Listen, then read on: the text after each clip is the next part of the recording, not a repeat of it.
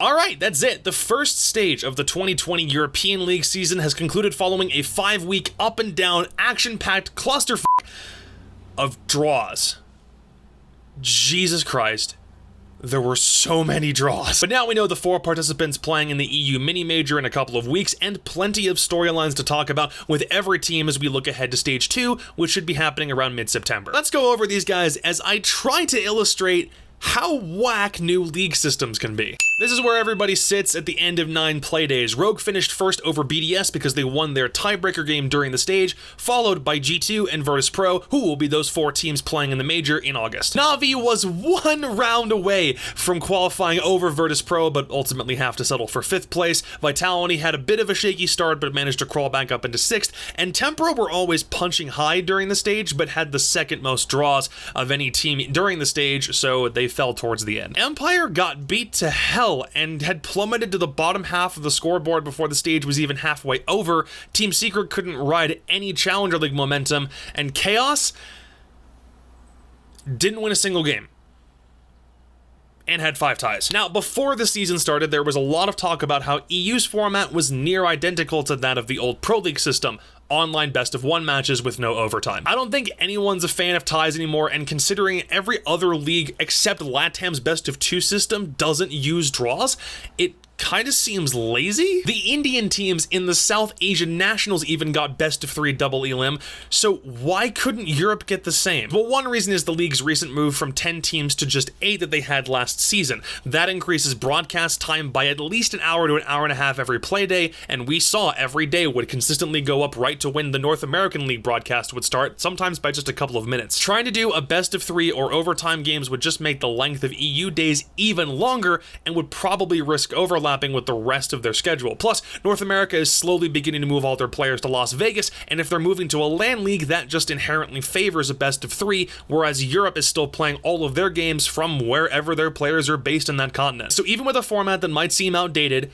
and I'm not saying I disagree with that, there's a case to be made that it was a good first step for FACEIT to implement as they took over league operations from ESL. And some teams took it to task to excel as much as they could within the same system, most notably Rogue. This team, no matter what iteration, has been one of the best performing online rosters since they were under Lestream Esport back in January of last year, and they are not ever slowing down. They and BDS were neck to neck for several playdays until they beat the Frenchies in day 5 and finally overtook them in the standings in day 7. And even though I called them a super team to start the season, I still had my doubts they'd do well because they had just added 2 new players. Wrong! They kicked everyone's collective ass! On the other hand, BDS picked up Brede from Vitality in the offseason and went on their own heater, picking up from their 4th place finish at the 6th Invitational in February. These guys were dead last in EU Pro League last season. They look so much better with Brede on the roster, it's not even funny! Now, there was that time they threw an Oregon game to Empire.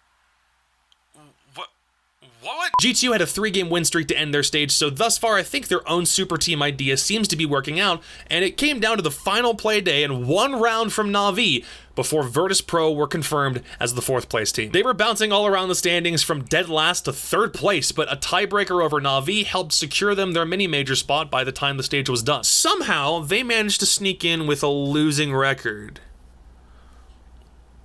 I was gonna make a Russian doping joke here, but then I realized that'd be in bad taste. I still said it, shit! All Na'Vi had to do was get a tie in their final game to edge Virtus.pro out, but they weren't able to get the job done. They were sitting on the cusp of 4th place the whole stage, but just couldn't pull it out in the end. I still think they can be one of the better EU teams if they can clone Dowie 4 more times and have him run around the map fragging everything in sight. Vitality was the other team we touted as being a super team when they added Fabian and Rise, but I don't think them finishing in 6th place is bad for their first stage. If this continues into stage 2, then we have more cause for concern, but considering Vitality can't go more than 2 seasons with the same lineup anyway, it just may take some time for these guys to settle into a rhythm. Tempra clocked in at 7th place, and this is actually where I got a prediction right, because I said that they couldn't get any higher than 6th in the EUL. I'll give Tempra 6th place at the highest. We obviously still have 1 more stage to go, but I'm gonna take my victories where I can, damn it. As much as I want to say they show a lot of promise, they showed sparks of it from time to time. And I think we're at a point where teams fresh out of EU Challenger League are no longer immediate contenders to shoot to the top like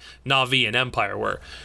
Speaking of Empire, they were probably the biggest surprise this whole stage. And not in a good way. They won 2 games.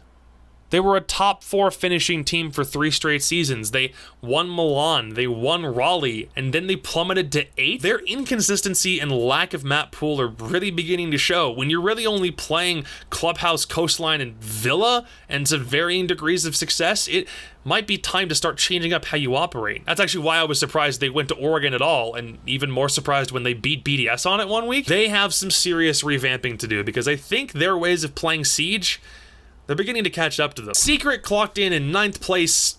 Most of their losses weren't even close, and the 2 wins they had were against teams that were already in the bottom 3. They're looking at relegation possibilities if they can't make a drastic improvement in Stage 2. And Chaos,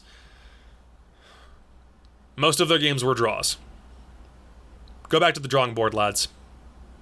That's not working. I also wanted to touch on the way the EUL broadcast went as the season progressed. I was really worried at the start when every caster except Milos were rotating through games and analyst segments. It's a cool idea in theory, but in practice, it was god-awful. But once they locked in Zeronic as a permanent analyst, locked in 2 permanent caster duos, super important point, and also had only 1 person rotating through analyst segments, the whole broadcast quality looked like it shot up tenfold. Dev Marta and Gio look really promising together, though I think I need a little more time with Hap and Jess before I say if they're meant for one another, and if we can find a way to lock in 1 more permanent analyst alongside Zeronic, that might just be it. Just copy the NAL formula. It's clearly working for them. By the way, Daz, it's you. I know you're bouncing around right now, but please don't leave me. Love your face. Keep casting. Mwah. Again, that concludes Stage 1. We'll get into more in-depth analysis for the 4 teams that made the mini-major once we're closer to it, and we can look forward to Stage 2 and the Empire Revenge Tour, hopefully, coming in mid-September. Hit up my Twitter, my Twitch, and this YouTube channel for more in the coming days, please and thank you. And please let me know what you thought of this stage in the comments. How teams did? Did you like the format? What were your impressions?